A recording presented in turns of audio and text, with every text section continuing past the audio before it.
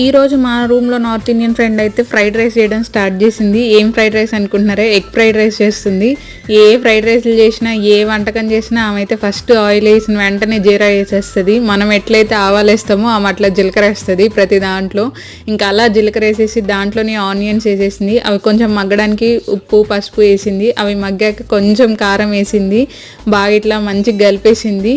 ఆ తర్వాత ధనియాల పౌడర్ వేసేసింది. ఇంకా అవన్నీ కలిపినాక ఎగ్ కలిపే ముందు మా రూమ్లో ఒకరైతే నాన్ వెజ్ తినరు, ఎగ్ తినరు. సో ఇంకా అందుకని పక్కన సపరేట్గా ప్లేట్లో కొంచెం తీసి పెట్టేసి ఇంకా మేమైతే ఎగ్ వేసేసుకున్నాం దాంట్లోకి.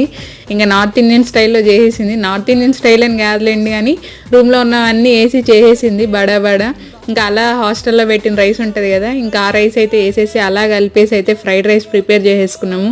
ఇంకా రూమ్కి రాగానే మేమైతే ఫ్రైడ్ రైస్ లాగిస్తే మా రూమ్మేట్ అయితే పాపం వెజ్ తింటుంది. తప్పదు కదా ఇంకా వెజ్ వాళ్ళకి. ఓకే మరి బాయ్.